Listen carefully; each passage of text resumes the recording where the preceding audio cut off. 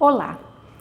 Hoje eu vou ter mais uma vez o prazer de dividir com vocês uma leitura minha.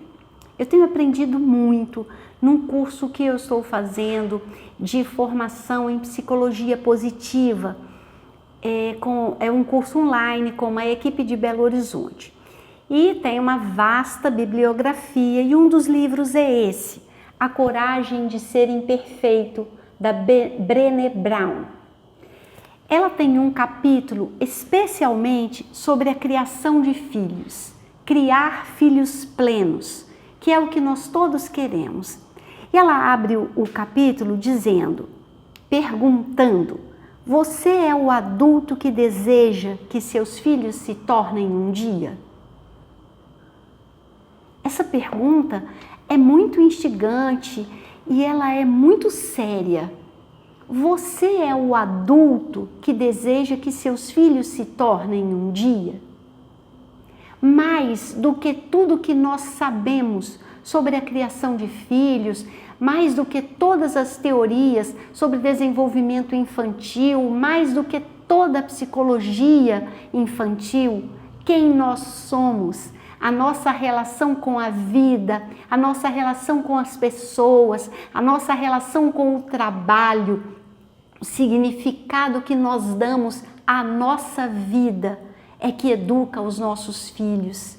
Sermos pessoas plenas, gostarmos da vida, nos manter curiosos, aprendizes, capazes de nos divertir, capazes de nos surpreender, capazes de nos dedicar a nós mesmos, à nossa vida pessoal, mas também aos outros, capaz de nos responsabilizar socialmente por tantas situações que vivemos, que conhecemos, que temos notícias. Isso educa mais do que qualquer teoria, do que qualquer treinamento.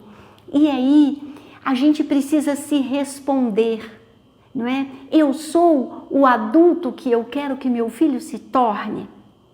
Esse capítulo da Brené Brown me fez me lembrar que, acho que a primeira frase que eu coloquei no meu quadrinho ali da sala de espera foi uma frase do José Saramago. Tentei viver de tal forma que não envergonhasse a criança que eu fui. Para mim, essas duas frases estão muito relacionadas. Ser o adulto que eu quero que meu filho se torne e não trair a criança que eu fui, não perder a curiosidade, não perder a capacidade de me divertir, de achar graça, mas também não perder a capacidade de chorar, não perder a capacidade de me relacionar com as pessoas, de me compadecer, porque isso é a vida da criança. Há algum tempo atrás, muito pouco tempo atrás, eu reencontrei uma colega da escola, dos primeiros anos da escola, e conversando, a gente se lembrou de duas professoras. Elas ocupam lugares muito diferentes, opostos nas nossas memórias. Quando crianças, quando adolescentes, quando jovens, nós fomos colegas e nunca tínhamos conversado sobre a dor que uma dessas professoras nos causou e sobre a alegria que a outra professora nos causou. Então, essas coisas, de onde vinha, não é, a dor que a primeira professora nos causou? De vê-la tratando mal alguns colegas. Essa capacidade que a criança tem de se compadecer e que às vezes a gente perde ou a gente esconde na vida adulta, ela é muito importante como educadora da criança. Ela é muito importante para que a gente tenha para os nossos filhos, para os nossos netos, um mundo melhor, porque eles precisam aprender a compaixão, o amor, a responsabilidade social para viverem, para que isso não seja só um sentimento, mas que seja um comportamento, que seja uma atitude. Essa é a gênese da ética, essa é a gênese do respeito. Isso é muito importante, muito importante. E a segunda professora, né, que sucedeu à primeira, ela resgatou isso.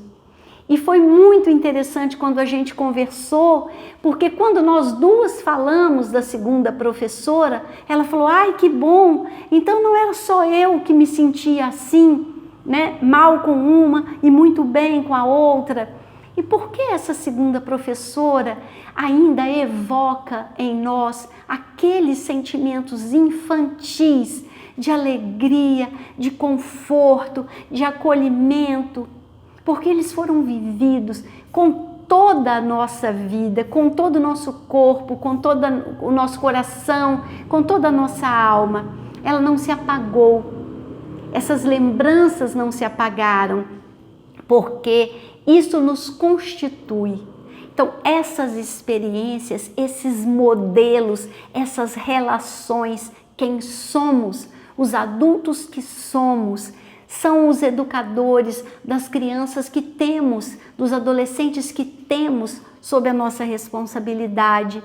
E esse capítulo da Brené Brown, né, do livro A Coragem de Ser Imperfeito, fala muito disso, de quem nós somos como mais importante que todas as teorias, que todas as técnicas, que tudo que a gente possa aprender nos livros, nos cursos, para educar, para formar os nossos filhos, os nossos adolescentes. E ela fala aqui uma coisa também muito importante que eu quero ler para vocês.